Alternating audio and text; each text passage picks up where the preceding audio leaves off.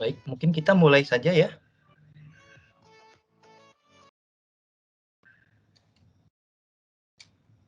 Untuk Pak Bernard, suara saya apa terdengar, Pak? Terdengar, Pak.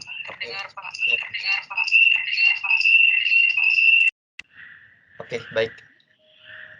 Selamat pagi untuk Bapak Ibu semuanya. Selamat datang di webinar untuk sesi hari ini ya. Pada hari ini kita akan melanjutkan kembali ya dari sesi webinar yang sebelum-sebelumnya. Dan untuk materi hari ini kita akan coba dalami untuk terkait dengan pengembangan teknologi visual forecasting ya. Visual forecasting dan pengembangan predictive analytics dengan menggunakan AI atau artificial intelligence, yang nanti juga di sini akan saya awali terlebih dahulu ya terkait dengan preface ya, sedikit pengantar dari kami Metro Data, beberapa solusi yang kami tawarkan atau pernah kami tawarkan juga. Kemudian nanti akan dilanjutkan karena memang webinar ini merupakan hasil kerjasama kami dari Metro Data dengan SAS Institute ya. Nanti ada Mbak Aliviani Larasati sebagai Customer Advisory yang akan menyampaikan detail materinya, seperti itu. Jadi mungkin saya akan coba dan sebelum saya mulai mungkin nanti akan ada feedback form ya Bapak Ibu yang ada di chat room. Silakan Bapak Ibu dapat mengisi dan nanti untuk setiap yang mengisi kami akan ada certificate of attendance ya. Jadi silakan Bapak Ibu untuk mengisi feedback form yang ada di chat room tersebut. Saya akan coba share terlebih dahulu. Jadi nanti ketika penyampaian materi, jika dari Bapak Ibu ada yang ingin ditanyakan ya, mungkin bisa langsung tanya saja, tidak apa-apa. Saya coba share screen terlebih dahulu.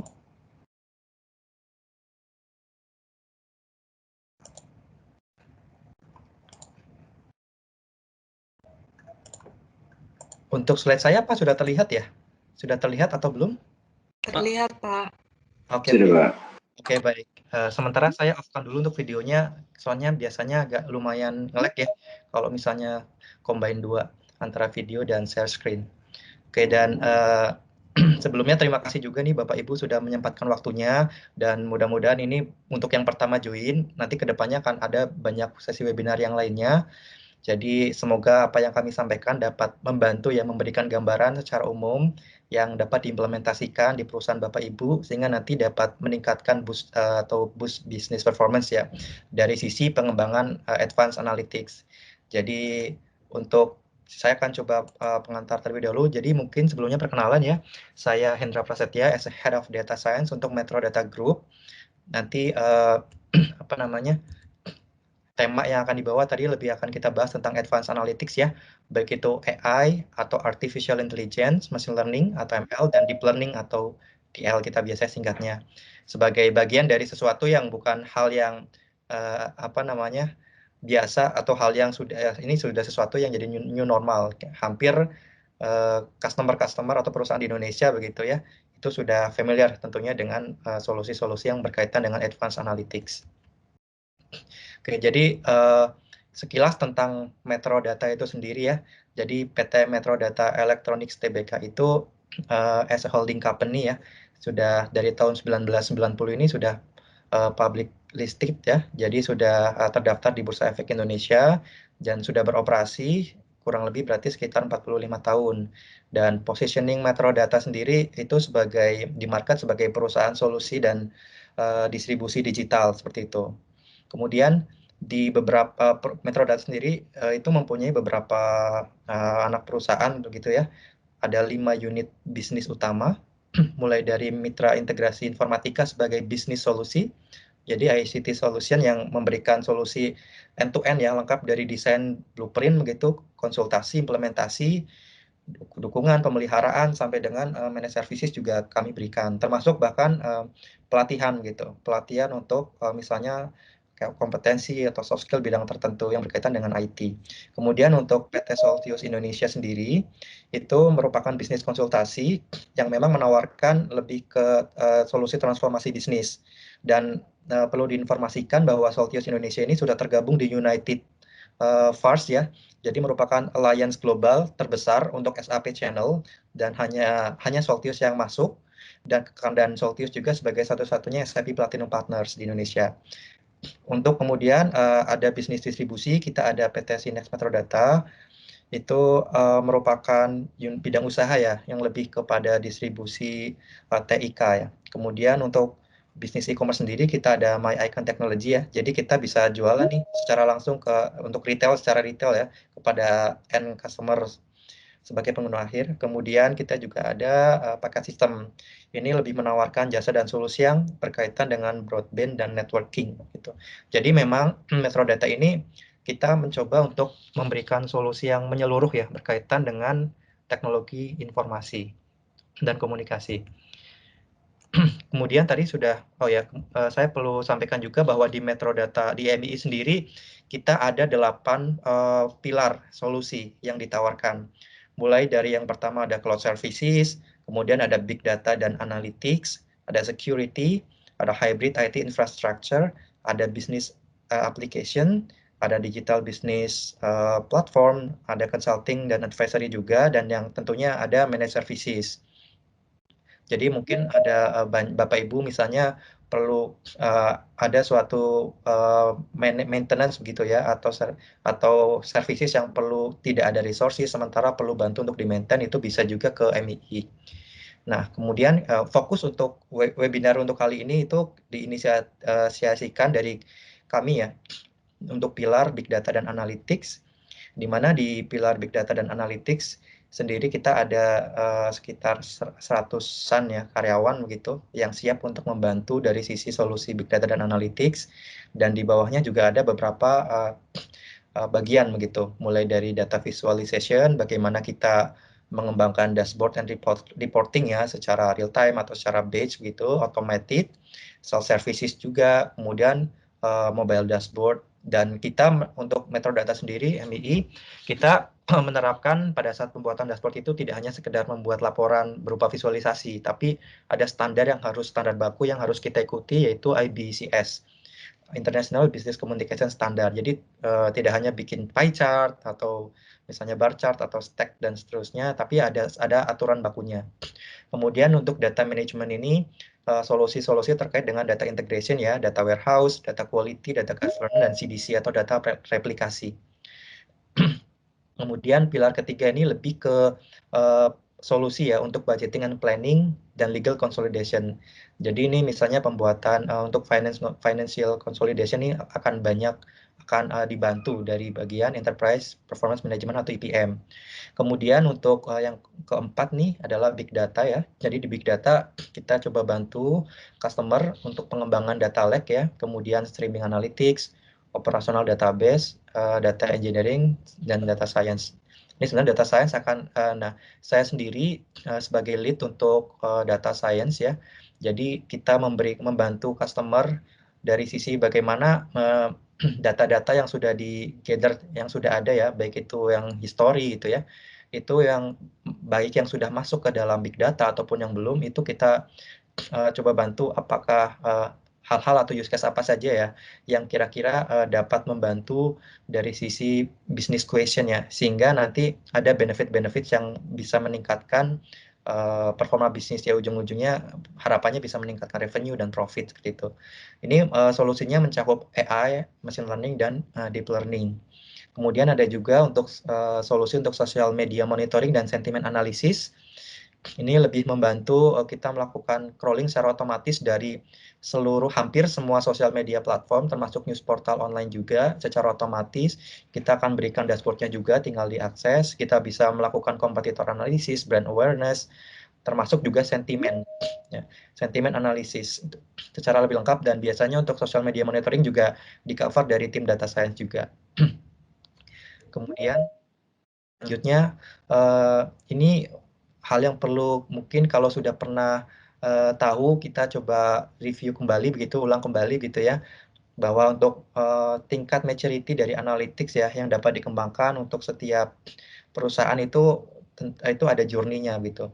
Mulai dari descriptive analytics, diagnostik, prediktif, hingga preskriptif. Dua yang awal, 1 dan 2 ini masih dibilang masih yang tahap belum advance begitu. Jadi karena descriptive analytics sendiri kan kita hanya melihat kira-kira dari misalnya dari usaha yang sedang kita jalankan gitu, kira-kira apa yang sudah terjadi gitu. Jadi sekedar melihat biasanya sih bentuknya ditampilkan dalam bentuk untuk dua ini dalam bentuk dashboard atau reporting ya, dalam bentuk tabular, table atau dashboard BI. Jadi hanya bisa melihat kira-kira berapa sih penjualannya, kemudian kita bisa drill up and drill down dengan hierarki tertentu, misalnya by area, atau mungkin kita bisa melihat nih kira-kira dari sisi marketing nih, misalnya dari sisi marketing, kira-kira channel-channel mana saja yang ternyata lumayan efektif gitu, bisa menghasilkan conversion misalnya, atau misalnya dari sisi manufacturing kita bisa melihat nih apa namanya variabel atau parameter-parameter yang biasanya memang kita lihat sebagai KPI. Jadi ya hanya rata-rata biasanya, atau kuantil dan atau modus dan median. Itu biasanya yang ditampilkan dalam descriptive analytics. Sementara kalau diagnostik ini kita bisa melakukan, kalau tadi ya diagnostik tuh misalnya bisa drill up, drill down, kemudian kita kalau misalnya nih kira-kira kalau misalnya salesnya naik, kita bisa lihat dari indikator yang lainnya nih misalnya. Tuh, misalnya demand-nya naik, kita lihat dari indikator yang lainnya, tapi sekedar hanya melihat dari data di rata-ratakan saja. Jadi kita tidak melakukan pendalaman dan explore secara statistik. Oh ini benar atau enggak sih sebenarnya mempengaruhi terhadap contohnya tadi ya penjualan gitu. Sehingga ujung-ujungnya kan mempengaruhi berapa yang harus kita produksi dan seterusnya. Kemudian untuk predictive analytics ini lebih advance ya dan preskriptif ya. Kalau prediktif ini kita betul-betul kita bisa mempunyai kemampuan untuk melihat, memprediksi begitu ya. Kira-kira apa sih kemungkinan yang terjadi begitu ya dari bisnis kita gitu. Nah itu tentunya kita harus belajar dari data-data histori, kita cari patternnya, baru kita develop model prediktifnya menggunakan machine learning misalnya. Kemudian kita akan menghasilkan suatu prediksi. Contoh untuk predictive maintenance, misalnya Bapak Ibu sudah ada di pabrik nih sudah dipasang sensor gitu ya IoT, kemudian diperkaya juga dengan data-data record manual dari maintenance record yang dilakukan oleh tim maintenance dan lain-lain.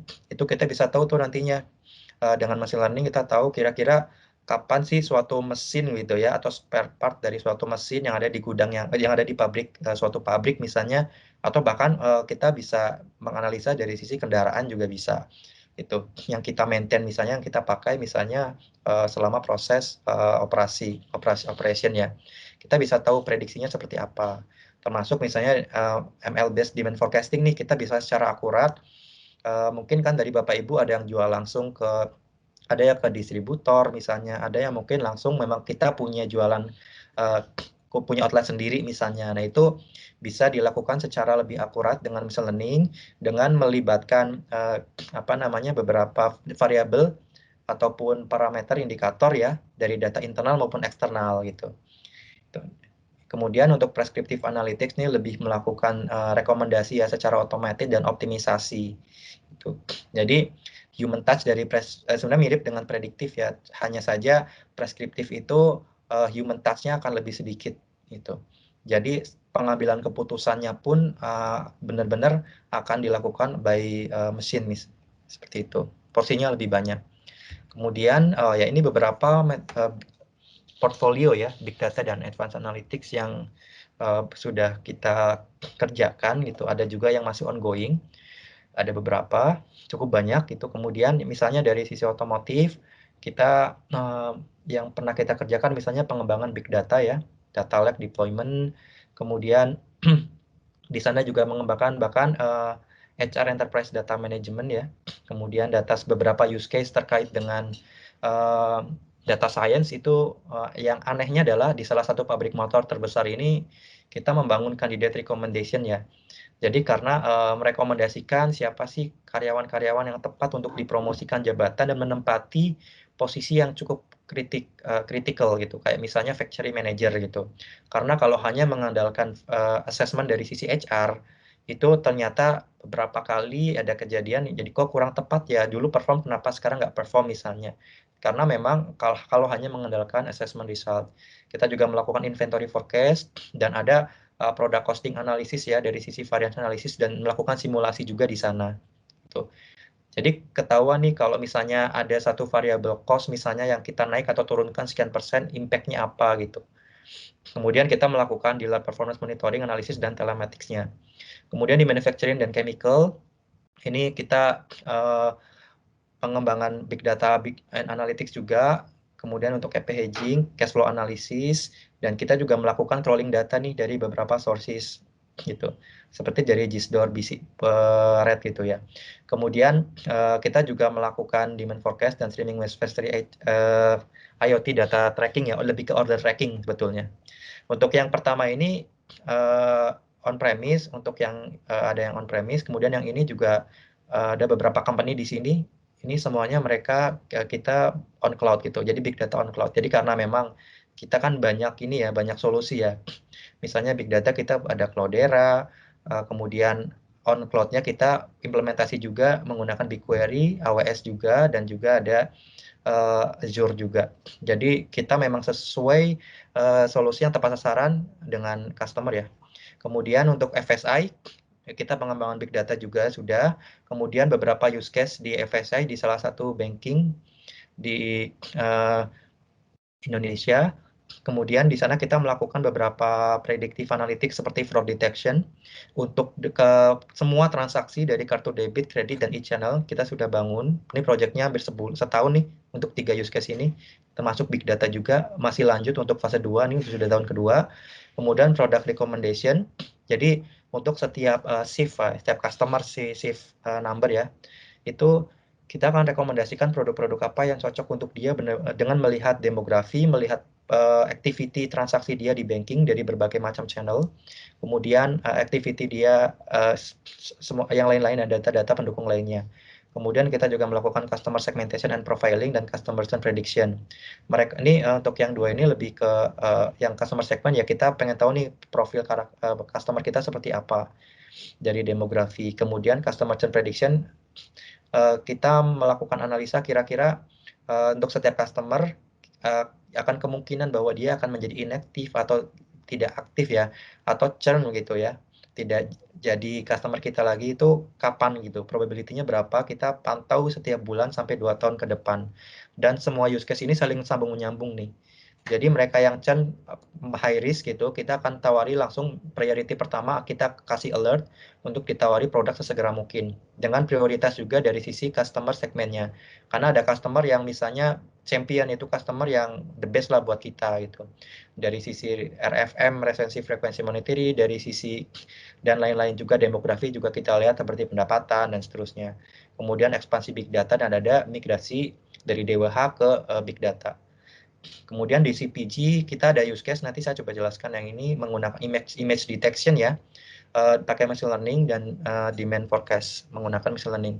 Yang image detection ini sebentar, ini contoh, ini kita lakukan di Danone ya. Ini sudah selesai tahap 1 tahun kemarin, akhir tahun. Sekarang lanjut integrasi dengan WhatsApp WA API Business.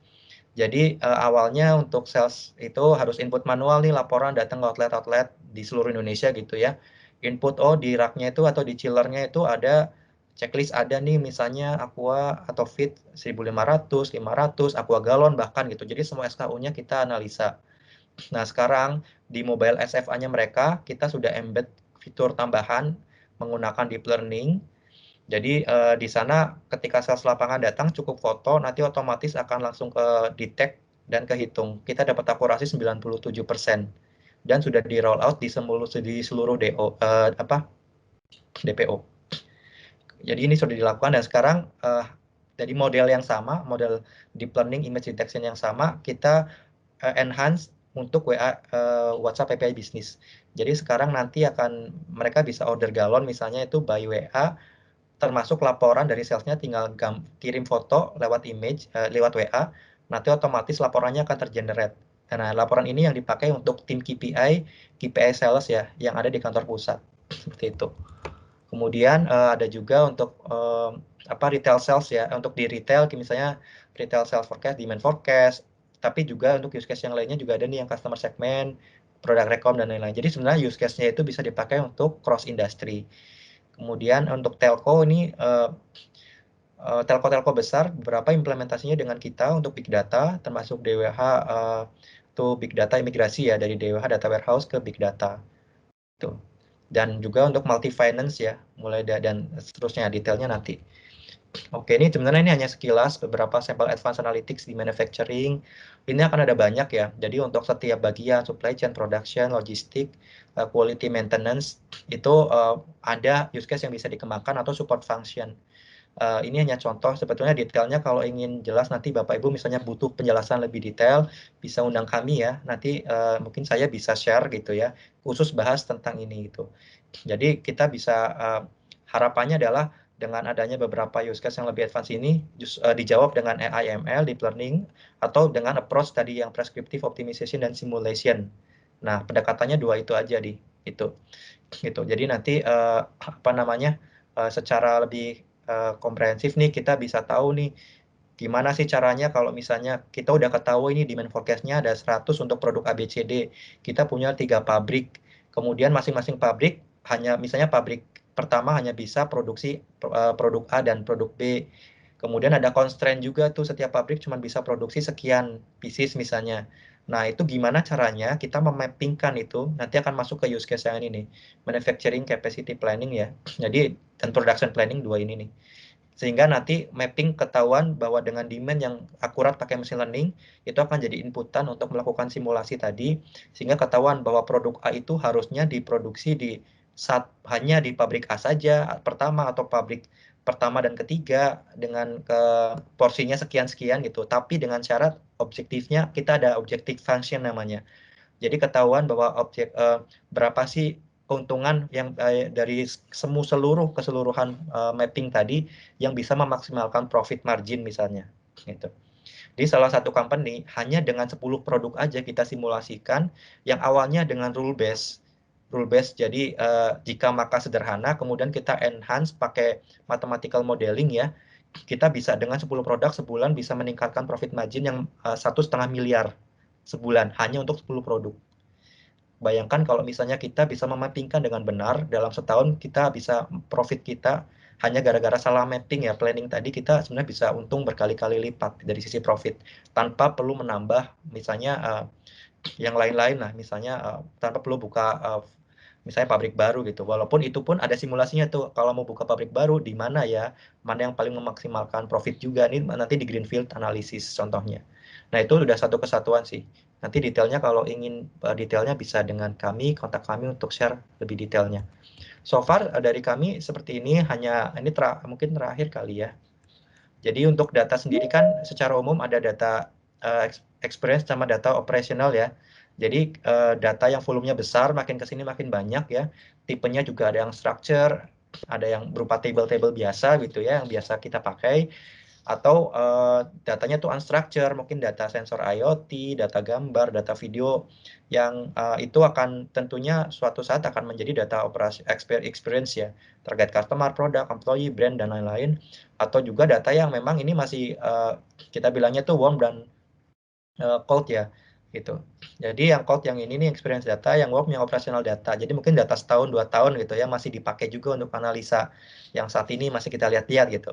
Data ERP, CRM, HCM atau spend management ya. Yang ke semua data ini tentunya harapannya bisa kita gunakan gitu ya. Untuk apa? Ya tentunya untuk melakukan intelligent analistik ya. Jadi menuju intelligent enterprise. Jadi kita bisa pengembangannya menggunakan big data, IoT, AI dan ML. Ya, dari data kita get information, kemudian kita coba explore dan menemukan insight apa sih yang bermanfaat buat bisnis misalnya, termasuk kemudian action yang dapat kita lakukan dan value apa nih ya. Kayak tadi ya contoh misalnya kita melakukan demand forecasting deh. Value-nya ya ujung-ujungnya adalah kita bisa mendapatkan angka optimal per SKU misalnya atau per distributor bisa daily atau monthly atau weekly secara lebih akurat sehingga kita bisa reduce out of stock tapi juga prevent apa namanya tadi ya kebanyakan stok juga gitu, overstock gitu. So far dan nanti pengembangan use case-nya disesuaikan ya mana yang fundamental gitu ya, mana yang artinya ada priority lah ya. Jadi ada yang quick win, ada yang nanti gitu dan disesuaikan juga dengan visibility ya dan availability dari datanya sehingga dia visible atau enggak gitu, dan urgensinya apa untuk pengembangan big data analytic use case. Dari saya cukup sekian. Setelah ini bisa dilanjutkan lebih ke materi intinya nih dari Mbak Alfi ya. Silakan Mbak Alfi.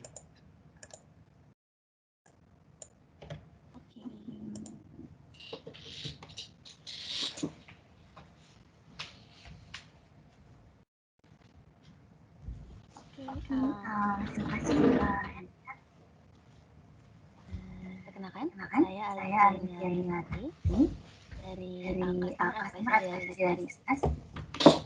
Kali ini saya akan suaranya pelan, Vi, nggak tahu kenapa. Tuan sama Lubek. Tes. Oh ya, ini sudah lebih jelas sih.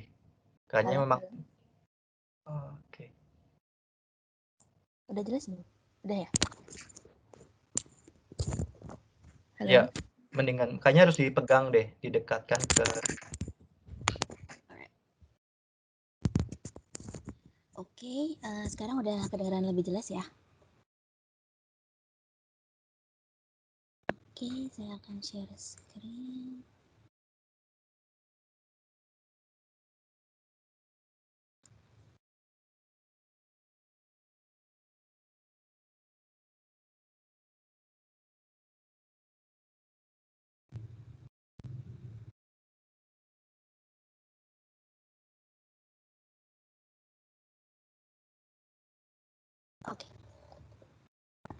Oke, tadi mungkin nggak kedengeran ya, saya ulang sedikit. Jadi perkenalkan, saya Alifiani Larasati atau biasa dipanggil Alfi, Customer Advisory dari SAS. Hari ini saya akan share sedikit terkait dengan advance forecasting, analytics driven forecasting dengan produk SAS yang bernama SAS Visual Forecasting. Oke, untuk agendanya kita akan mulai dengan analytics life cycle dulu. Sebagai preface, kemudian juga kita bisa lihat fitur dari SAS Visual Forecasting itu seperti apa, dilanjutkan dengan demo, dan nanti jika ada pertanyaan, silahkan mungkin bisa di chat dulu di chat box, atau nanti bisa ditanyakan setelah sesinya selesai. Oke.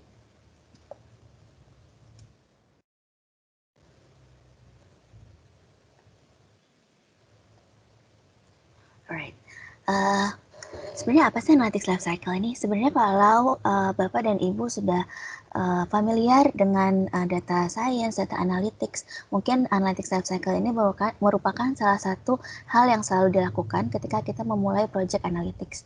Jadi analytics life cycle ini bisa dibilang mulai dari data, discovery dan deployment, di mana di data ini kita biasa melakukan accessing dulu datanya ada di mana, kemudian setelah kita dapatkan datanya, kita integrate, kita bersihkan, juga kita prepare untuk melakukan analytics, karena mungkin data yang kotor atau data yang masih mentah itu mungkin nanti hasilnya tidak akan trusted gitu ketika kita akan lanjutkan ke pemodelan.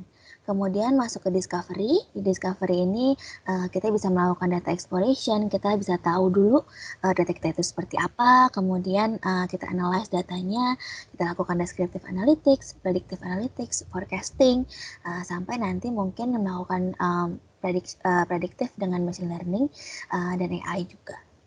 Nah, setelah itu, setelah kita melakukan pemodelan, maka hasil dari pemodelan kita itu kita mau put into productions, makanya kita bisa masukkan ke deployment gitu. Dan di deployment ini biasanya kita membutuhkan tools yang bisa govern, kemudian dan juga monitor dari hasil pemodelan kita supaya nantinya pemodelan ini tidak hanya sekali pakai, tapi bisa reusable dan juga bisa di-enhance dari waktu ke waktu. Nah, oleh karena itu, SAS sendiri memiliki engine namanya SAS Viya. SAS Viya ini bisa dibilang rumah dari seluruh suite of product dari SAS. Jadi, SAS Viya ini adalah arsitektur baru yang dirilis oleh SAS. Ini in-memory engine.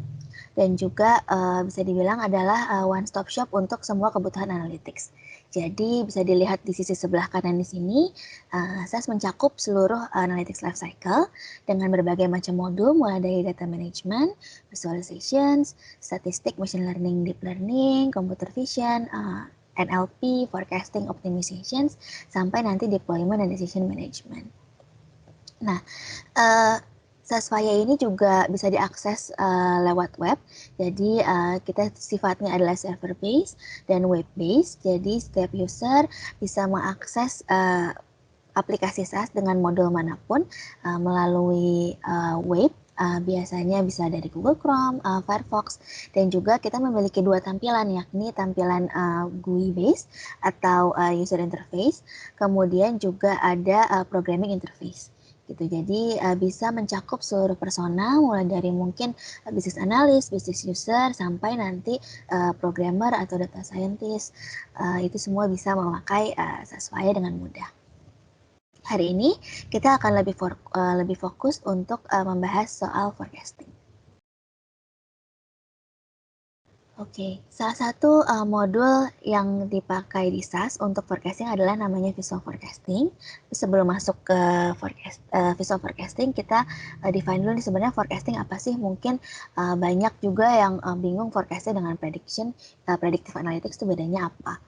Sebenarnya tujuan dari forecasting sendiri bisa dilihat di sebelah kiri sini. Tujuannya adalah kita ingin bisa mengetahui kira-kira produk apa atau harga berapa atau kuantiti berapa yang tepat yang bisa kita ramalkan dari sekarang untuk misalnya berapa minggu ke depan, beberapa hari ke depan, atau even untuk monthly planning nantinya. Nah, forecasting sendiri sebenarnya itu adalah salah satu prediksi, tapi menggunakan historical data. Historical data ini bisa berupa time series data, artinya kita harus memiliki data berupa tanggal, minggu, atau bulan untuk kita bisa mengetahui tren dari historical data yang kita miliki. Modern forecasting yang sekarang mungkin lebih akurat atau lebih beragam itu biasanya prediksinya berdasarkan mathematical model dengan berbagai macam variabel. Jadi sekarang kita bisa melakukan forecasting tidak hanya dengan satu variabel independen misalnya atau satu prediktor, tapi kita juga bisa menambahkan berbagai macam prediktor untuk meningkatkan akurasi dari si forecasting kita itu sendiri.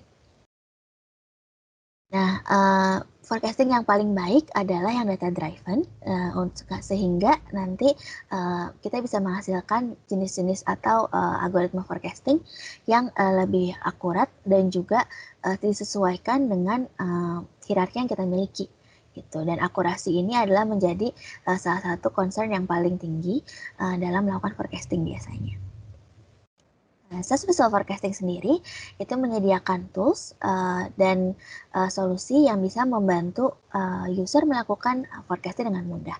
Jadi user bisa melakukan time series analysis dengan historical data menggunakan algoritma-algoritma yang mungkin traditional statistical forecasting, itu seperti yang misalnya kalau sudah familiar dengan ISM, ARIMA, itu bisa dipakai, tapi juga dengan tambahan adanya machine learning approach atau machine learning algoritma yang bisa kita tambahkan ke tradisional forecasting method tadi. Gitu. Dan juga sistem dari SAS ini sendiri adalah open, artinya kita bisa menambahkan model dari mungkin open source juga, bisa membandingkan model dari SAS dengan model yang sudah dibuat sebelumnya, misalnya dengan bahasa pemrograman lain, dan juga bisa langsung menghasilkan jumlah forecast dalam quantity yang banyak. Artinya misalnya kalau kita mau forecast 1000 SKU, itu kita bisa langsung generate 1000-1000-nya. Dan juga ada kapabilitas untuk override, artinya hasil dari forecasting yang kita dapatkan tadi tetap bisa kita adjust sesuai dengan misalnya kalau ada promo baru atau misalnya ada adjustment dari forecast planner, itu bisa kita taruh di override sehingga hasil dari forecasting ini tidak bersifat kaku tapi lebih fleksibel. Fitur dari si SAS Visual Forecasting sendiri ini kita bisa lihat yang pertama adalah flexible design. Flexible design artinya kita bisa akses visual forecasting ini secara visual, artinya kita tidak perlu melakukan programming, tapi SAS akan melakukan membantu memilihkan algoritma dan juga melakukan pengkodaan behind the scene. gitu. Jadi bentuk dari SAS Visual Forecasting sendiri nanti modulnya adalah workflow seperti ini. Jadi workflow ini akan menunjukkan kira-kira mulai dari mana, data apa yang kita masukkan, kemudian algoritma forecast apa yang kita pilih, dan sampai nanti kita compare dan lihat outputnya. Gitu.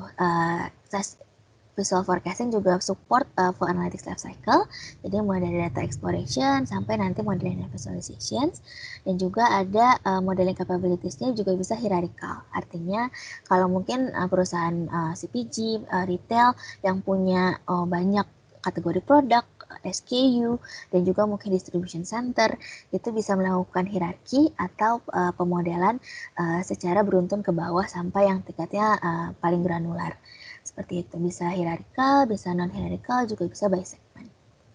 Dan user juga bisa specify misalnya nanti apakah ada event-event tertentu yang bisa mempengaruhi forecasting misalnya, entah itu event yang sudah predefined atau event-event baru yang unik terkait dari toko atau mungkin bisnis yang dimiliki.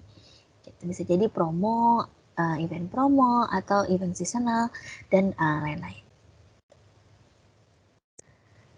Scalability and automations. Jadi automasi di sini artinya kita bisa mengotomasi large scale forecasting. Tadi jika kita punya 1000 time series data, punya 1000 macam produk misalnya, kita bisa langsung generate seluruh forecasting untuk masing-masing produk tersebut. Even sampai tingkat yang paling granular.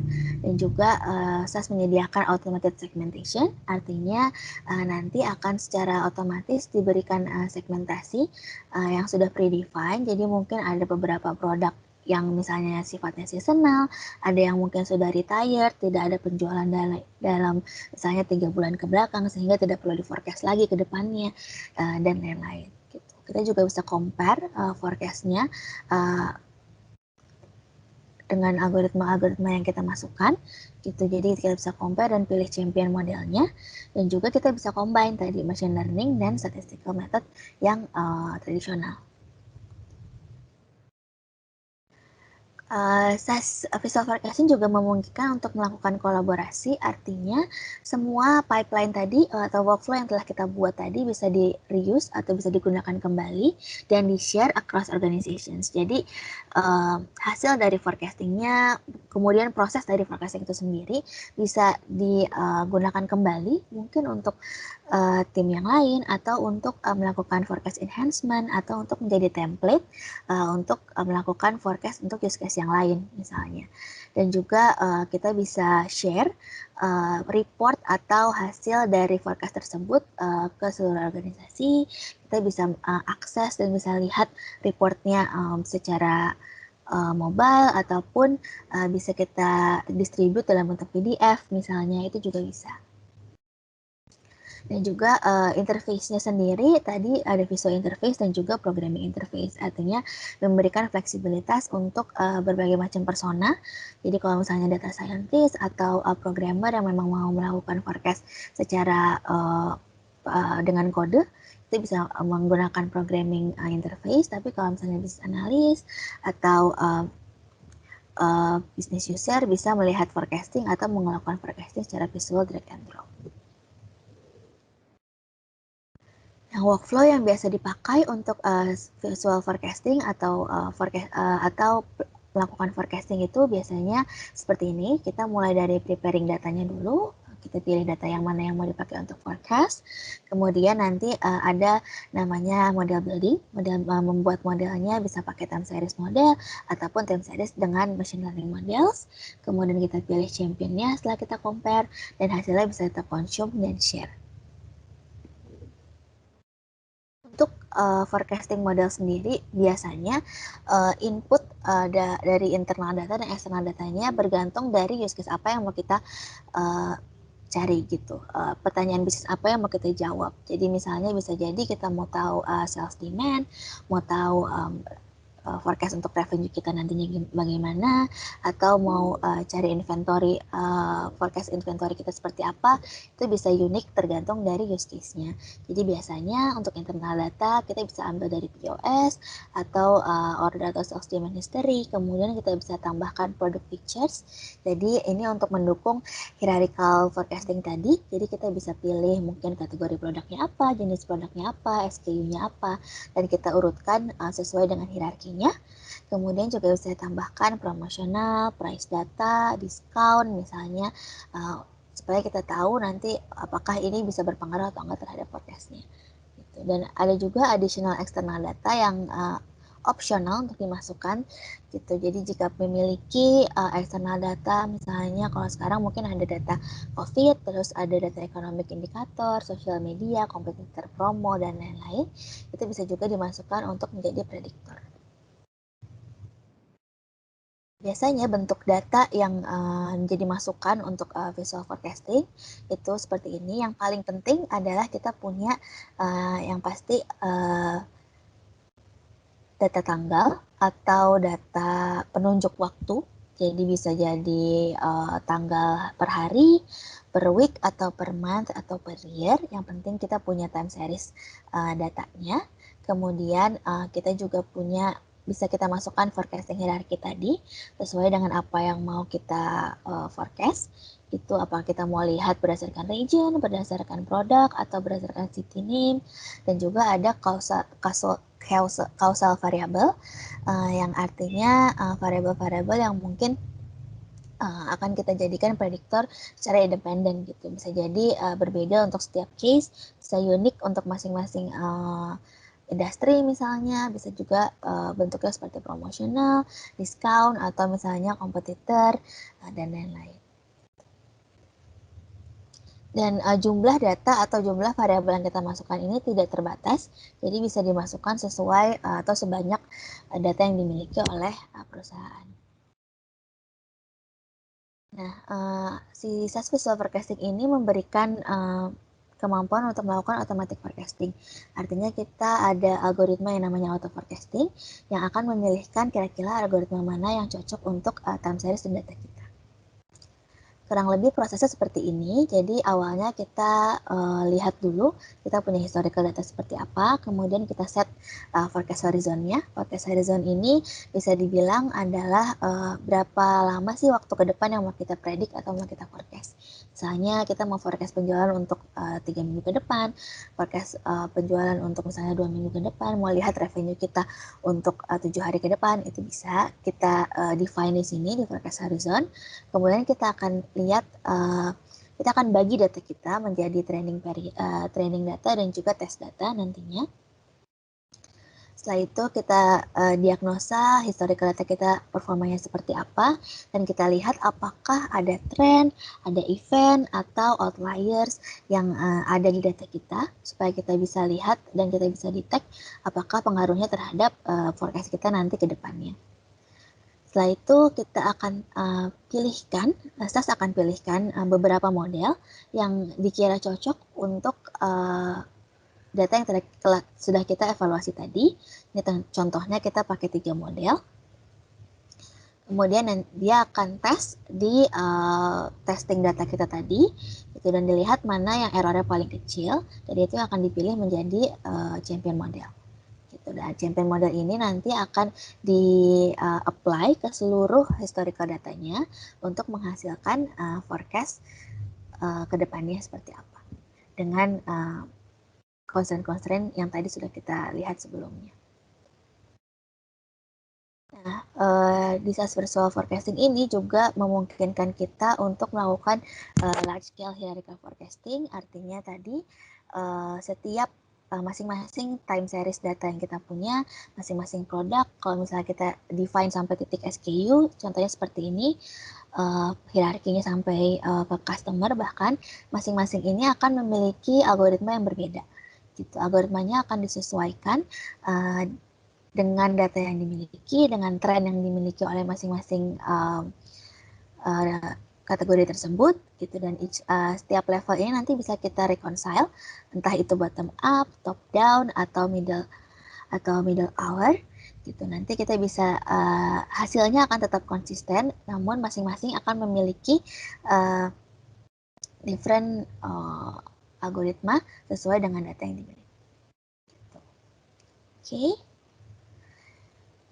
kita akan masuk ke demo.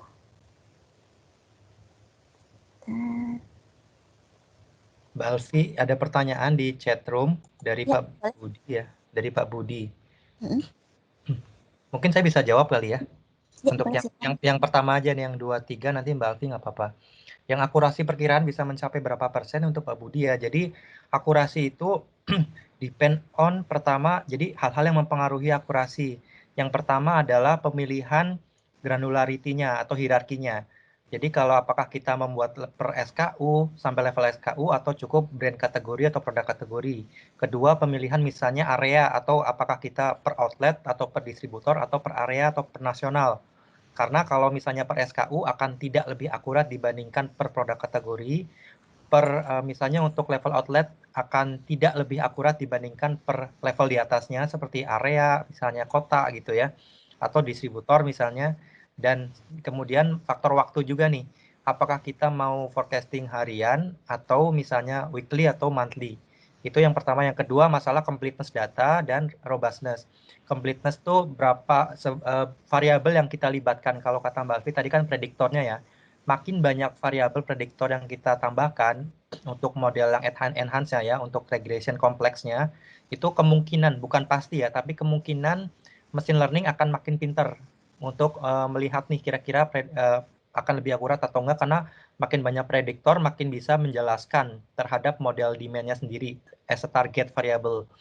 Kemudian masalah robustness adalah banyak panjangnya data history. Kalau misalnya tadi ada pertanyaan juga ya, berapa minimal panjang data, itu biasanya sih sebenarnya bukan, kalau bisa sih malah justru 3 tahun gitu ya.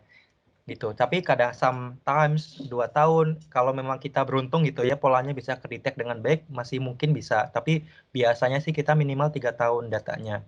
Dan itu bisa data belum tentu yang harus standarnya sama, karena sometimes kan mungkin baru ganti sistem gitu ya, yang dulu-dulu masih in Excel atau masih manual, itu masih bisa kita masukkan juga. Nah, untuk pengalaman kita Pak, kita bisa dapat akurasi yang berbeda-beda setiap customer. Ada yang di salah satu grup perusahaan nih, itu kita bisa dapat angka akurasi itu di atas 90%. Bahkan ada yang sampai 95%. Tapi kebanyakan itu range-nya ya Pak, yang paling banyak terjadi itu biasanya sekitar angka 80-an% gitu Pak. Jadi akurasi itu misalnya tadi Mbak Alfi mention, kita punya 10 produk SKU. Kita punya outlet misalnya 10. Nah, totalnya kan kombinasinya akan 10 kali 10. Jadi ada 100 kombinasi antara SKU dan outlet atau area atau distri misalnya. Jadi dari 100 hierarki tadi, atau kita bilangnya 100 series, itu akan diuji cobakan ke model-model machine learning-nya. Jadi akan ada 100 angka akurasi, Bapak. Jadi kalau kita punya 100 hasil dari kombinasi 10 series dan 10 SKU, masing-masingnya akan keluar angka akurasi. Akurasinya itu ya tadi akan beda-beda. Nah, biasanya kita bisa dapat angka akurasi 80-an ke atas, bahkan sampai 90-an ke atas, depend on tadi beberapa hal yang mempengaruhi akurasi gitu, Pak. Tapi ya kita as data scientist, kita as consultant, kita bantu seoptimal mungkin supaya kita bisa dapat akurasi yang terbaik gitu, Pak. Sehingga kita confidence ini dipakai untuk perusahaan kita. Untuk yang kedua dan ketiga, tadi sudah dijelaskan Pak, poin 2 ya. Poin 2 sudah sekalian. Nah, untuk yang poin 3 nih, Mbak Alfi, untuk masalah SAS ya tentunya bisa Pak ya. Jadi untuk beberapa model algoritma machine learning, itu semuanya bisa diuji cobakan menggunakan SAS Pak. Karena memang SAS ini solusi untuk salah satu solusi untuk machine learning ya. Yang di dalamnya berbagai macam algoritma machine learning bisa dipakai, termasuk yang untuk forecasting.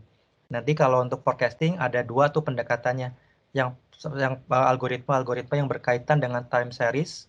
Yang kedua, algoritma-algoritma yang berkaitan dengan complex regression kayak XGBoost, Random Forest, atau LightGBM, dan lain-lain. Itu udah semuanya bisa tercover di SAS dan automated. Gitu. Jadi silakan Mbak Alfi. Nanti dari Bu Mardiati ya, nanti akan dijawab setelah penjelasan dari Mbak Alfi yang ini. Silakan Mbak. Ya, Thank you Pak Hendra jawabannya tadi. Aku tambahin sedikit untuk pertanyaan yang ketiga. Nanti akan aku demokan juga. Jadi kita punya fitur yang namanya auto forecasting. Dia akan pilihkan tadi seperti yang aku liatin Pak ketika presentasi juga. Kita akan pilihkan kira-kira kombinasi algoritma mana yang cocok untuk data yang dimiliki. Gitu. Jadi user hanya tinggal pilih auto forecasting. Nanti SAS akan memikirkan yang mana sih yang paling cocok dengan data. Tapi tidak menutup kemungkinan juga seperti tadi Pak Hendra juga bilang kalau misalnya sebagai data scientist mungkin kita juga punya fleksibilitas untuk lihat algoritma lain mungkin yang dikira akan lebih cocok gitu untuk data yang kita miliki dan bisa jadi lebih akurat. Makanya nanti kita bisa compare dan lihat yang mana yang menjadi champion gitu. Oke. Untuk demo hari ini saya akan pakai retail data. Ini isinya skin product, jadi produk di supermarket, gitu ya. Ini adalah tampilan dari SAS Visual Forecasting. Untuk tampilan dari SAS Vaya sendiri, ini semua konsisten seperti ini. Jadi kalau saya klik 3 tombol yang di atas ini, kita bisa lihat mulai dari Analytics Lifecycle tadi, mulai dari data preparation, kemudian data exploration, dan untuk building model, di mana visual forecasting akan kita build di sini, kemudian managing modelnya, sampai nanti build decision dan juga share. Gitu. Kita juga punya fitur untuk melakukan pengkodaan, jadi kita juga bisa taruh di SAS Studio namanya, seperti itu. Tapi hari ini kita akan fokus untuk visual forecasting di build model. Oke. Jadi ini adalah tampilannya. Di awal kita harus specify dulu atau kita pilih data mana yang mau kita forecast. Gitu. Di sini saya sudah masukkan time series datanya, yaitu screen product. Gitu. Data bisa diakses via berbagai macam sumber, gitu ya. Kalau saya contohkan, misalnya kita mau masukin data baru, time series data tentunya. Nanti kita bisa pilih data dari data source yang kita punya. Gitu. Saya secara otomatis akan punya yang namanya cache, ini untuk menyimpan data di SAS, tapi juga tidak menutup kemungkinan untuk nambahin data dari database. Misalnya kita bisa connect ke database, itu berbagai macam database dan juga big data. Gitu. Seperti Hadoop, kita juga bisa connect dan akses datanya dari situ. Selain itu kita juga bisa import misalnya data dari local file, misalnya Excel file, misalnya untuk ad hoc analisis atau ad hoc forecasting yang pakai data yang kecil gitu, mau coba dulu dari Excel, itu juga bisa diupload di sini. Tuh. Oke.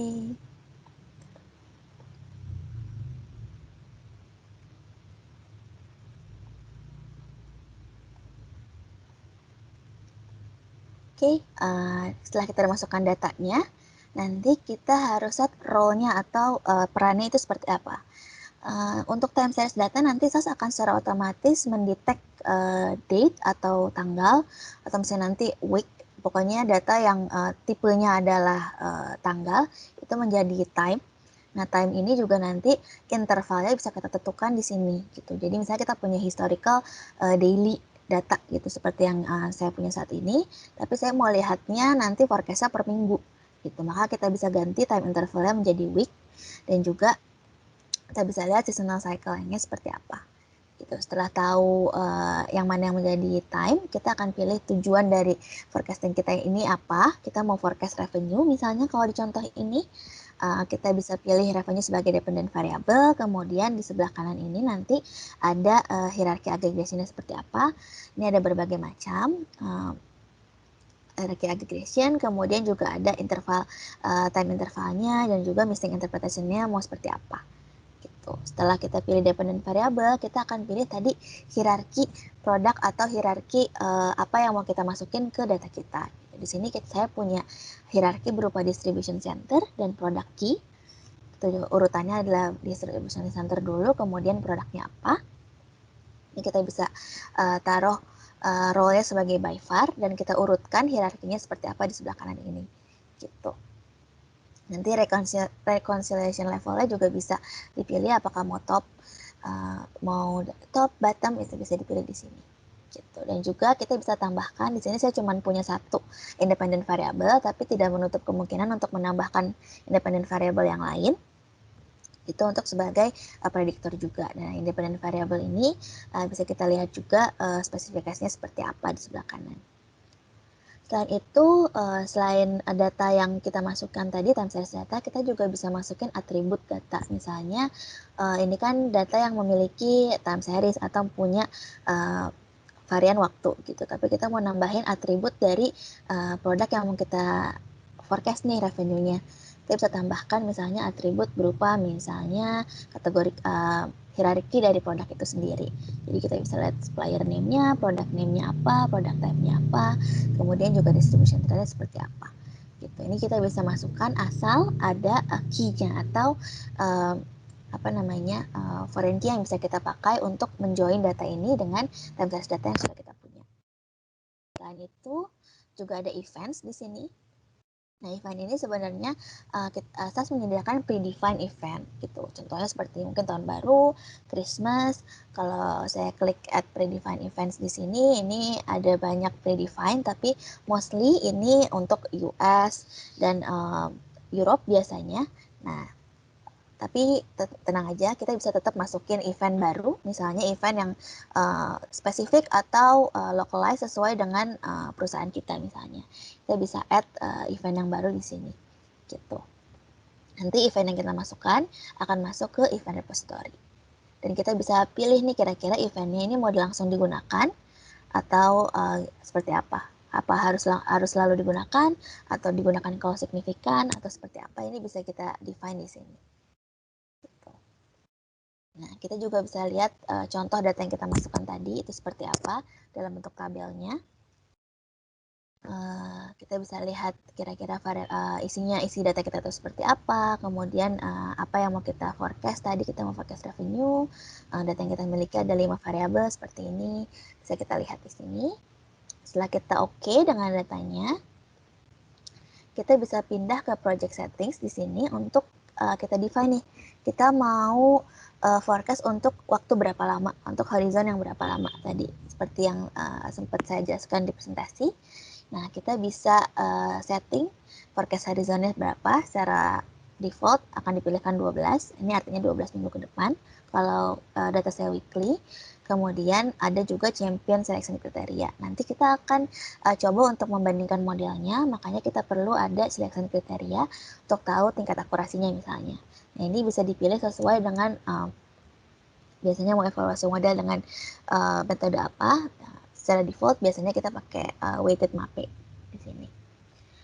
Tuh, dan juga kita bisa specify output library-nya, nanti hasil dari forecasting ini bisa kita simpan kembali untuk nantinya mungkin dilakukan visualisasi, dilakukan data discovery, atau dilakukan enhancement terhadap hasil dari forecasting-nya. Gitu. Oke, setelah kita oke dengan datanya, kita bisa pindah ke pipeline. Di pipeline ini adalah proses workflow yang tadi sempat saya jelaskan sebelumnya, di mana workflow ini adalah berupa step by step bagaimana proses pemodelan ini dilakukan. Gitu. Data ini isinya adalah data yang tadi kita specify di tab data sebelumnya, kemudian lanjut ke beberapa jenis model yang mau kita pakai di sini. Gitu. Kalau kita klik ini, akan ada list of model atau berbagai macam model, mulai dari model forecasting yang biasa sampai juga ada machine learning model, ada juga regression, price demand model, sesuai dengan kebutuhan yang diperlukan kita bisa ambil.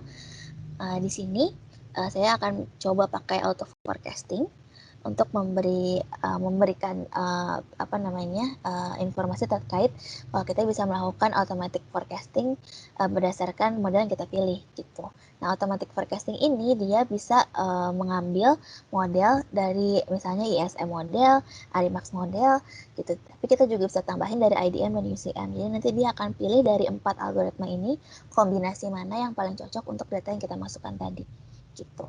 Ini secara default akan hanya pilih 2, tapi kalau misalnya kita mau lihat semuanya, ini kita bisa pilih kedua yang di bawah ini juga. Gitu. Dan masing-masing node pemodelan ini juga punya spesifikasi sendiri-sendiri. Gitu. Kalau auto forecasting kita bisa specify tadi model generationnya seperti apa. dan juga model seleksinya seperti apa gitu. Nah, di sini saya taruh naive model juga sebagai pembanding gitu untuk tahu kira-kira yang mana yang lebih akurat, dan si naive model ini juga kita bisa ubah spesifikasinya, tapi saya biarkan seperti defaultnya aja di sini. Saya bisa ganti jadi random walk atau seasonal random walk. Kalau di sini saya pakai moving average. Gitu. Oke, kita lihat dulu isi dari si auto forecasting ini seperti apa. Kita lihat resultnya. Nah, dari auto forecasting ini setelah kita run tadi, kita lihat resultnya. Jadi kita bisa lihat map distribution-nya seperti apa, kemudian model family-nya apa. Karena ini automated forecasting, jadi dia milih antara algoritma ARIMA dan ISM tadi kan. Nah, bisa dilihat di sini dari kita lihat di bawah ada 1337 series model. Dari 1337, sekitar 82% ini pakai model ISM. Dan sekitar 18% pakai model ARIMA gitu. Dan di bawah juga ada model type-nya, jadi ada paling banyak pakai ada trend di modelnya, kemudian ada seasonal model, dan juga ada event yang present di modelnya. Jadi event yang kita define sebelumnya ini ada yang berpengaruh terhadap model yang kita bikin. Oke, setelah kita lihat, kita kembali ke model comparison. Setelah kita lihat isi dari masing-masing model tadi, kita compare kira-kira yang mana yang jadi championnya. Bisa lihat di result.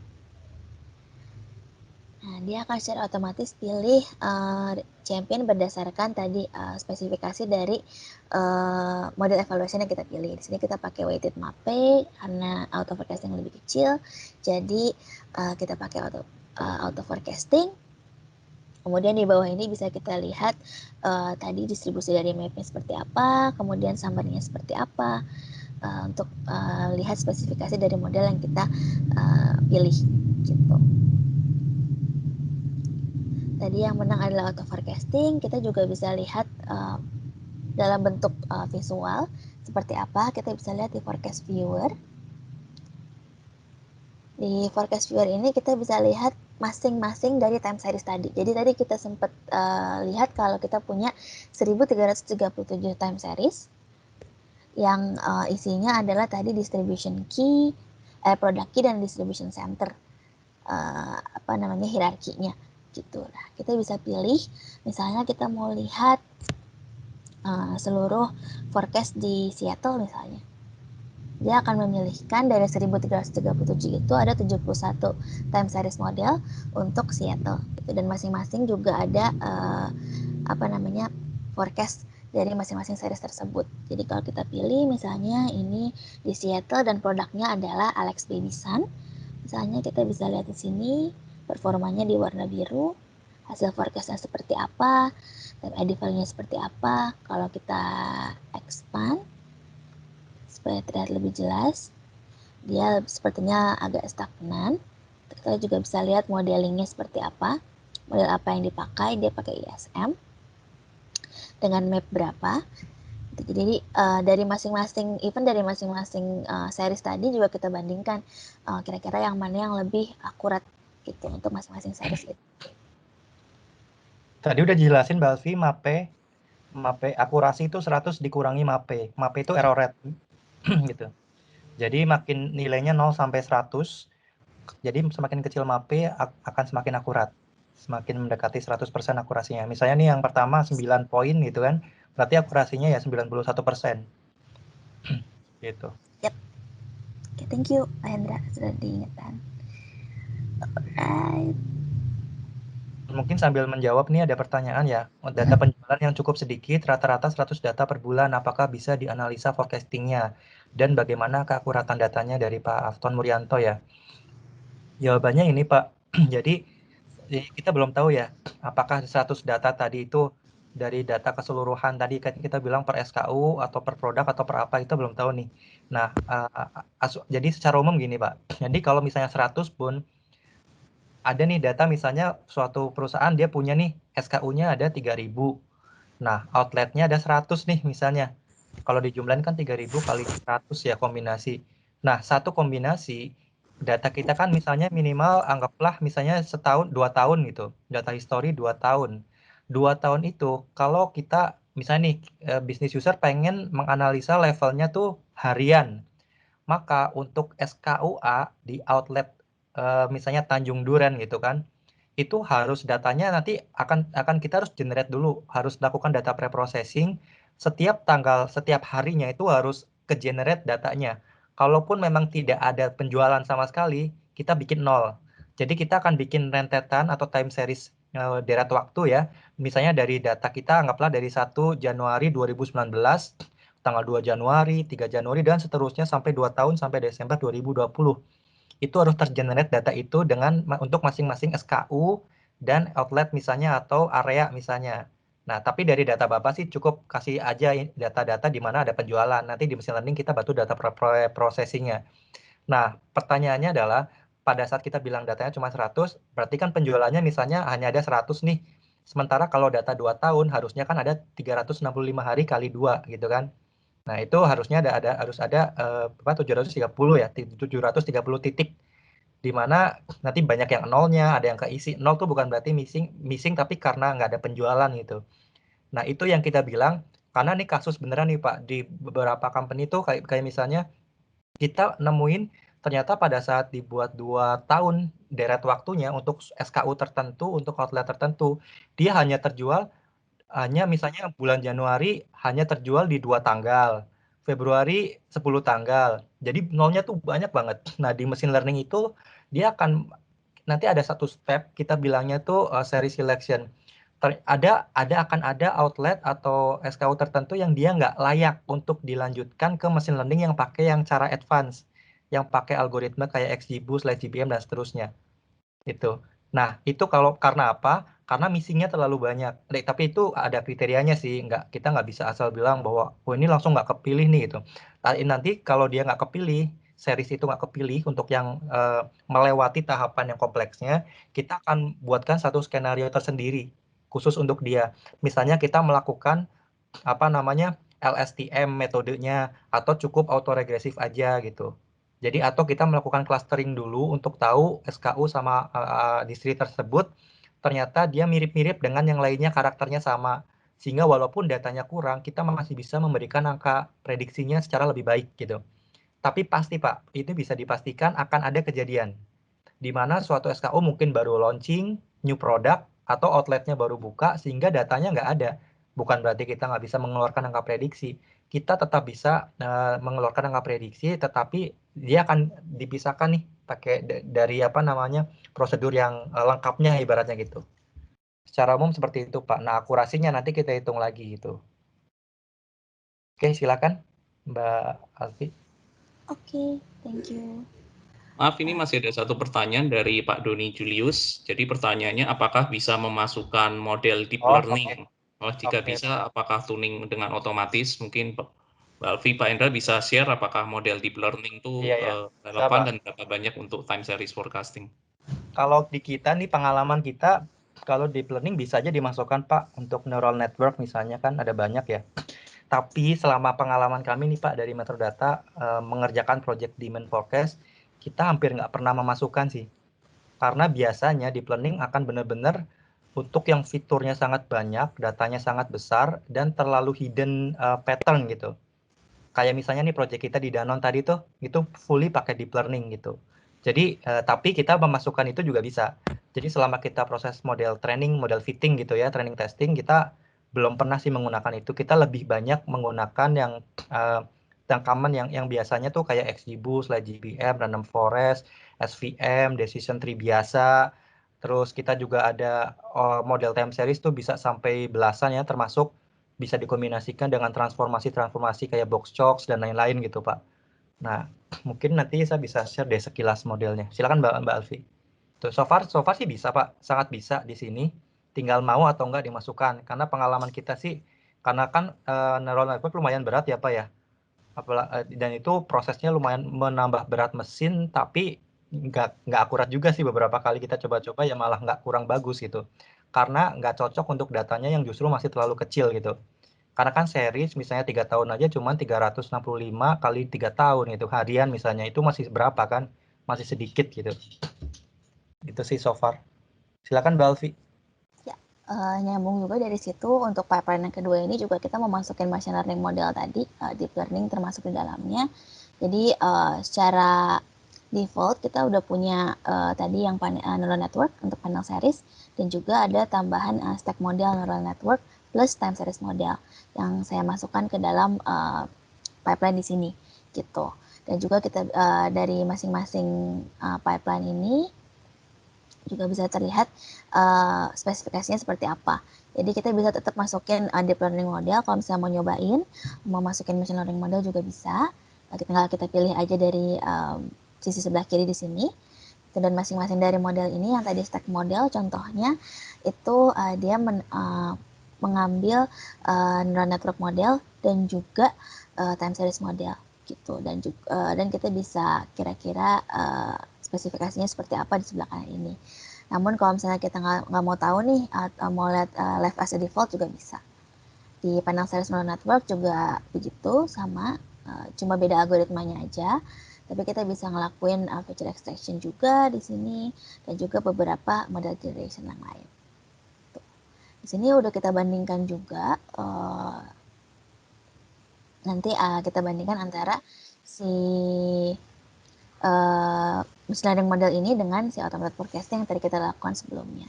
Tapi sebelum itu kita bisa masuk ke segmentation dulu. Jadi di forecasting ini juga bisa melakukan demand classifications atau demand segmentation. Misalnya untuk supaya data yang kita masukin ini udah dikelompokkan sesuai dengan trennya seperti apa. Nah, secara otomatis SAS akan mengelompokkan data-data tersebut. Jadi time series data yang tadi kita masukin dikelompokin dari 11 kelompok seperti ini. Jadi mungkin ada banyak data yang bentuknya seasonal untuk setahun penuh, kemudian yang non seasonal juga ada lumayan banyak. Tapi juga ada data-data yang retired gitu, atau time series data yang memang udah misalnya nggak ada penjualan dari beberapa bulan ke belakang. Jadi kita nggak perlu forecast lagi ke depannya.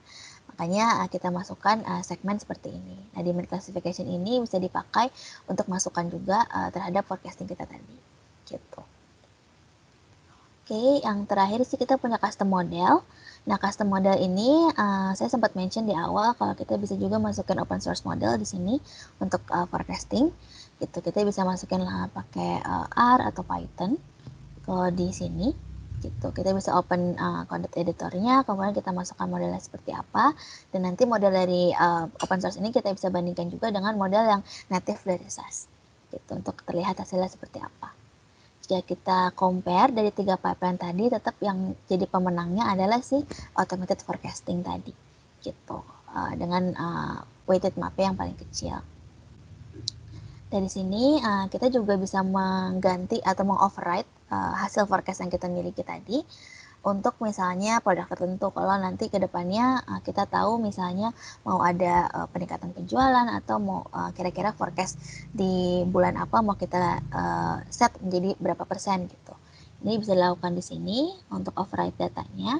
Kita bisa pilih series mana yang mau kita override gitu. Jadi misalnya kita mau override berdasarkan produk kategori, misalnya seluruh series yang ada di skincare produk itu mau kita override, kita bisa edit di sini. Kita akan apply dan lihat hasil forecastnya seperti apa. Atau misalnya kita mau lihat ini juga bisa kombinasi. Jadi kita mau lihat skincare produk misalnya yang dijual lewat internet atau e-commerce misalnya. Itu juga kita bisa lihat di sini performanya seperti apa, dan kita bisa override hasil dari forecastnya tadi gitu. Oke. Nah, demonya sampai sini gitu. Jadi jika ada pertanyaan silahkan.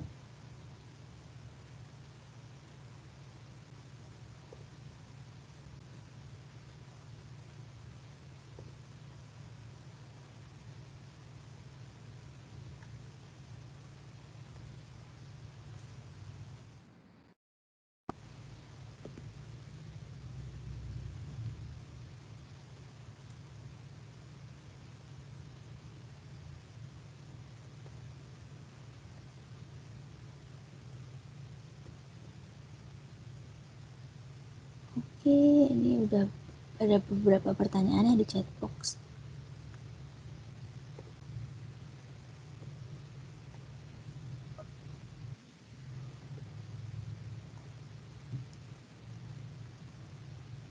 Maaf, apakah dari Bapak Ibu ada yang pertanyaan belum sempat kami jawab di chat box, mungkin kelewat? Jika ada, mungkin bisa di-copy lagi pertanyaannya atau disampaikan sekarang, open mic.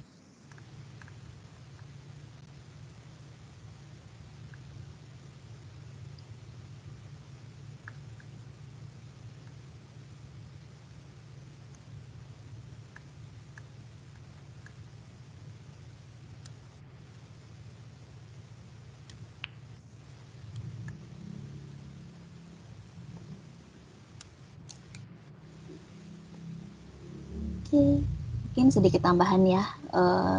Tadi dari hasil modeling yang udah kita bikin, tadi yang paling akurat adalah si auto forecasting ini. Kita bisa lihat resultnya dalam bentuk table. Gitu. Jadi kalau misalnya user atau Bapak Ibu mau tahu modelnya apa yang dipakai untuk forecasting kita, ini bisa di generate dalam bentuk table seperti ini.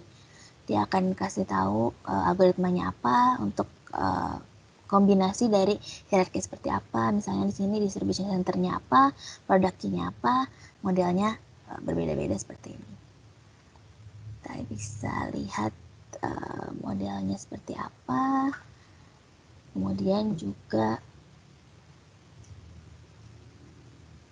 hasil dari modeling ini bisa langsung kita pindahkan atau kita save hasilnya ke database misalnya, atau hasilnya mau kita explore dalam bentuk visualisasi juga bisa gitu. Nah, dari sini kita bisa lihat jenis modelnya. Kita taruh di paling atas.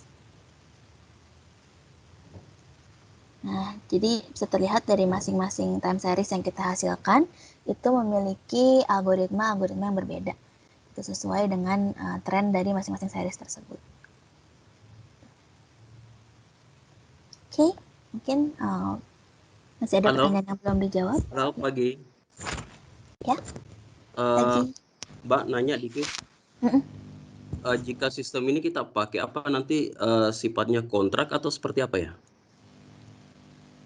Oke, ini kan license based Pak. Jadi nanti mungkin ada beberapa package juga. Jadi bisa nanti software dari SaaS dan implementasinya oleh MII. Itu nanti bayarnya adalah kita biasanya license-nya per core. Jadi sesuai dengan jumlah data yang dimiliki, misalnya berapa, nanti kita kira-kira kita sizing core-nya berapa besar. Nanti dari situ kita bisa kasih license-nya seperti apa. Gitu sih biasanya. Nah, tadi kan terkait dengan jumlah SKU yang bisa di-provide ya. Tadi sempat saya tanya bahwa ini bisa lebih dari 1 juta SKU misalnya. Nah, pertanyaan saya berapa lama sistem bisa menghasilkan data jika data kami sekitar 1 juta SKU misalnya? Oke, kalau waktu processing sebenarnya bergantung dari koneksi juga sih Pak. Jadi koneksinya seperti apa, servernya seberapa besar misalnya. Tapi kalau misalnya nanti di sizingnya udah sesuai dengan jumlah data Bapak yang besar, kita bisa processing dalam waktu yang cukup cepat sih Pak. Jadi nggak sampai hitungan jam itu udah beres untuk kita bikin forecasting seperti tadi untuk menjalankan workflow-nya. Gitu. Oke, berarti forecast yang dihasilkan ini sifatnya real time, Mbak ya, ininya, atau menggunakan data katakanlah kemarin gitu, seperti apa? Tergantung data yang Bapak masukkan gitu. Kalau forecast kan biasanya memang kita pakai data historical kan, bukan data yang baru masuk gitu. Jadi bisa dipakai historical data, atau mungkin kalau misalnya nanti setiap harinya Bapak mau refresh si forecastnya dengan data baru, itu juga bisa gitu. Ya, tapi ini kan bisa Mbak ya, bisa terintegrasi dengan, katakanlah misalnya kita kan sekarang menggunakan SAP ya. Nah, di SAP itu kan real time, ketika terjadi transaksi maka otomatis kan demand akan berubah. Nah, apakah ini bisa terintegrasi dengan sistem ini sehingga pada saat ada perubahan transaksi otomatis forecast yang dihasilkan itu karena terintegrasi akan berubah atau seperti apa? Oke. Kami menambahkan ya Mbak Alfi ya. Ya, boleh silakan. Ya. Jadi Pak, ada juga nih pengalaman kami perusahaan otomotif, dia juga pakai SAP juga Pak. Biasanya itu, jadi harus dibedakan antara proses yang training tadi ya, nge-refresh model gitu Pak ya, sama yang predictingnya. Nah, biasanya untuk jobnya itu, kalau training atau retraining, itu biasanya kan perlu kita update, nah itu pun biasanya based on practice kita Pak, itu nggak akan daily sih Pak. Pertama memberatkan sistem, kedua modelnya nggak akan mungkin berubah sih Pak secepat itu. Bahkan dalam 6 bulan pun belum tentu berubah. That's why biasanya best practice-nya kita akan mengupdate model itu paling cepat secepat-cepatnya itu sebulan sekali. Tapi yang biasanya tuh ya sebulan, 3 bulan lah, sekitar 3 bulan kita update. Dengan asumsi bahwa dalam 3 bulan itu terjadi perubahan market, demand di market ya pattern-nya signifikan. Tapi kita bisa set harian pun bisa Pak. Kalau ditanya bisa, tapi itu bukan praktis yang direkomendasikan.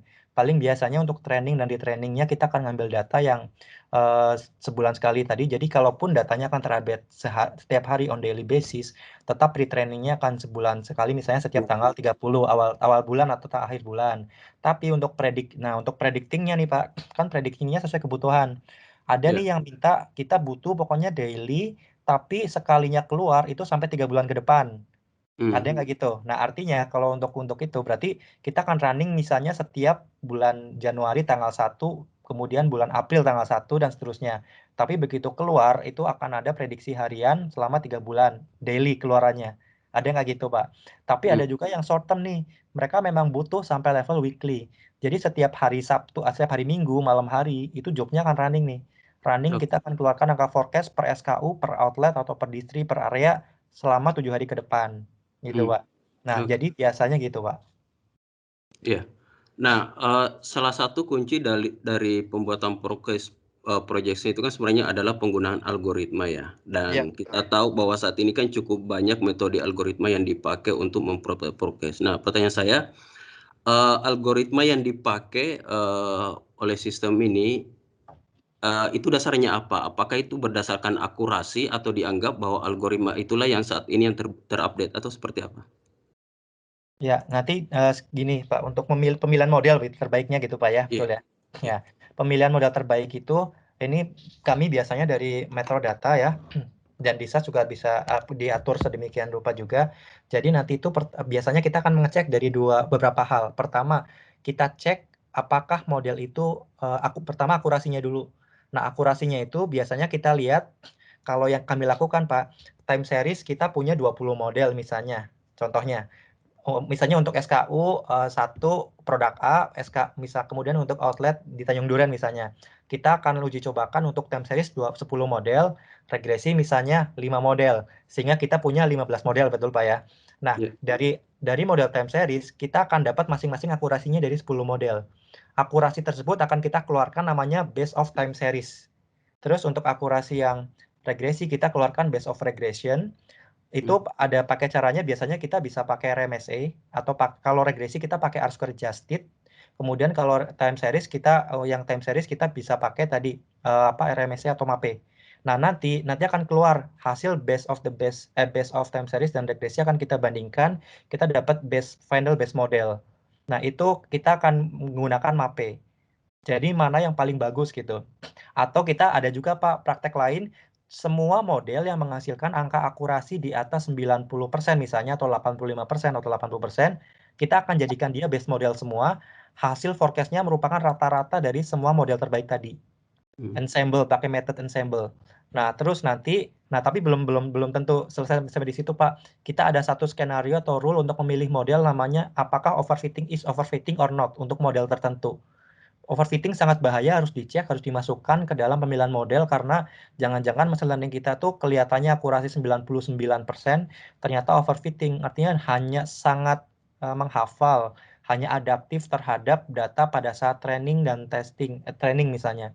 Sementara kalau ada data-data yang nanti baru itu dia nggak adaptif gitu. Misalnya pas training akurasinya 95%, pada saat tes, kemudian misalnya testing 80 nih, pada saat misalnya training misalnya 99 misalnya. Jadi kayak gapnya terlalu jauh sehingga harus kita masukkan sebagai kriteria. Nah, kita mau make sure itu Pak, pada saat implementasi biasanya make sure bahwa model yang terpilih benar-benar nggak overfitting dan memenuhi kriteria base model.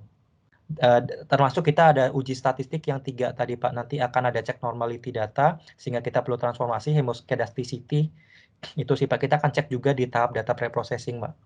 Jadi kaidah statistik Pak. So far itu Pak. Ya, thank you. Ya, kasih. Ya.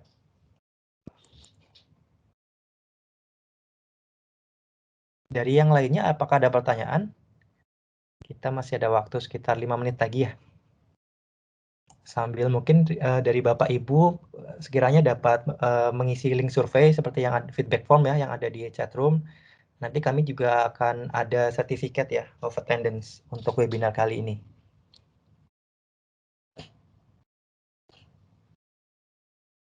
Kalau tidak ada, apakah ada? Oke. Jadi in paralel nanti ketika Bapak Ibu ada pertanyaan atau ingin request ke kita nih, mungkin bisa kontak ke kita begitu ya, bisa ke CP, bisa ke saya misalnya ke email saya ada di hendra.prasetya@metrodata.id, tadi ada di chat room. Itu bisa misalnya butuh nih pengen meeting lanjutan secara personal ke perusahaan Bapak Ibu, nanti kita bisa set. Termasuk mungkin tidak hanya terkait dengan forecasting ya, tapi use case in manufacturing gitu, yang tadi sudah saya sampaikan di awal presentasi ya. Gitu. Oke. Kalau tidak ada, kami cukupkan. Mungkin bisa dilanjut kuis ya. Kalau ya, sudah. kuis Pak, silakan Pak. Mungkin ke Bu Violen, gimana Violen, untuk ya. kuisnya? Mungkin sudah tidak ada pertanyaan, tapi kalau nanti ada yang mau pertanyaan di chatbox, boleh Ya. kita sambil jawab, sambil ngerjain kuis.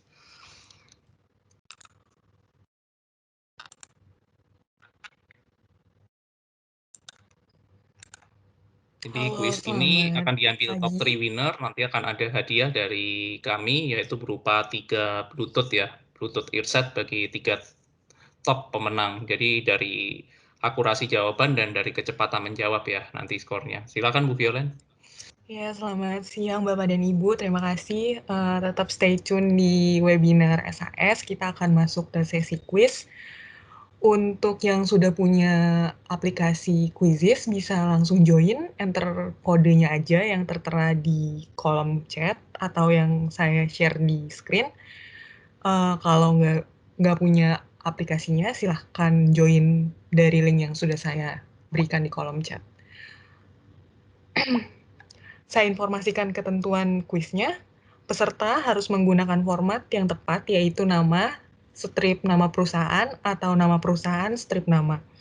Kemudian peserta dilarang menggunakan 2 akun berbeda. Apabila diketahui melakukan kecurangan, maka akan didiskualifikasi. Lalu peserta dilarang mengulang kuis ya. Jadi kalau misalnya udah selesai kuis, jangan ngulang lagi gitu. Kemudian peserta perlu mengisi feedback form untuk memudahkan tim melakukan verifikasi apabila peserta menang dalam kuis. Waktu pengerjaan kuisnya kita berikan 3 menit dan diharapkan peserta mengerjakan kuis secara suportif. Untuk Bapak dan Ibu yang nanti sambil tunggu kuisnya jalan, bisa mengisi feedback form yang tertera di kolom chat. Ini yang namanya belum sesuai, saya remove dari kuisnya ya, biar bisa join ulang.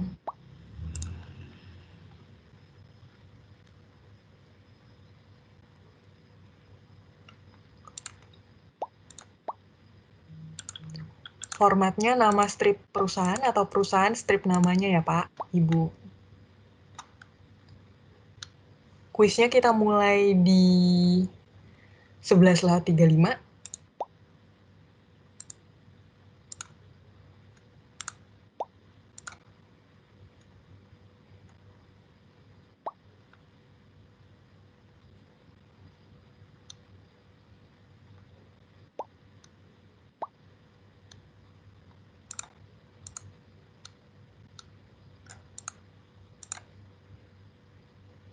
Yang saya remove mungkin bisa join ulang dengan format yang sesuai nama strip perusahaan atau perusahaan strip namanya.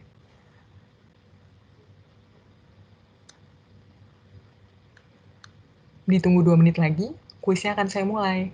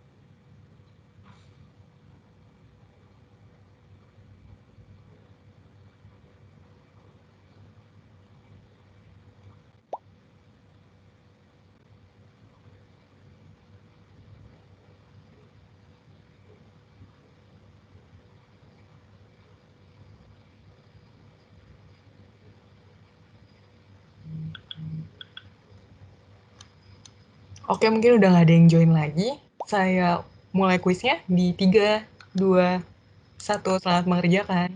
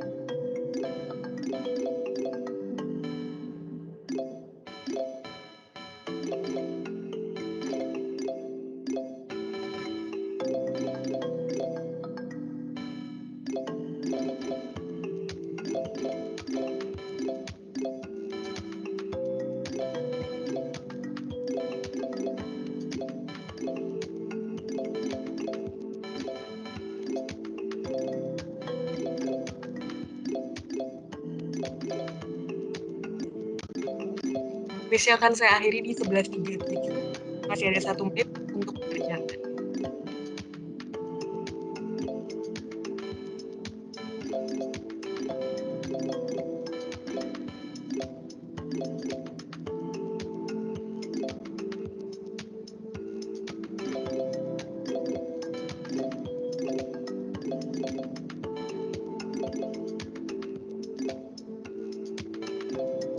Saya akan akhiri kuisnya di 3, 2, 1.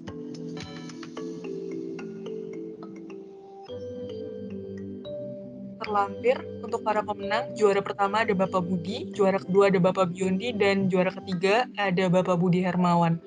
Untuk para pemenang, nanti kita akan verifikasi terlebih dahulu. Apabila Bapak dan Ibu lolos verifikasi, akan dihubungi oleh tim SAS untuk pemberian hadiah berupa Bluetooth earphone-nya ya.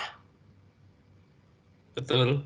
Ini aku akan type untuk di chatbox ya, untuk pengambilan dan koordinasi jadwal pengambilan hadiah. Selamat kepada para pemenang.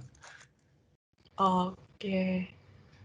Mungkin nanti saya akan verifikasi dulu ya Pak, kalau misalkan ada yang double account atau apa gitu. Nanti kalau misalkan pemenangnya ada yang digantikan, saya gantikan dengan yang bawahnya mungkin ya. Iya, baik. Berarti nanti aku tunggu kontaknya dari Bu Violen ya. Iya. Terima kasih Pak Aryan. Saya serahkan kembali ke Pak Hendra. Oke, baik. Terima kasih untuk Bapak Ibu peserta webinar untuk hari ini. Semoga apa yang kami sampaikan ya dari Metrodata maupun dari SAS dapat bermanfaat ya untuk Bapak Ibu dan bisa menjadi insight gitu ya. Yang kalau memang harapannya kalau memang belum ada, mungkin kalau ada ketertarikan juga bisa disampaikan ke kami atau perlu diskusi lanjutan, kami open untuk discuss untuk lanjutannya. Dan terima kasih kepada Bapak Ibu semuanya. Kalau ada kekurangan, kami mohon maaf yang sebesar-besarnya dan sampai jumpa untuk webinar yang berikutnya. Terima kasih, selamat siang semuanya.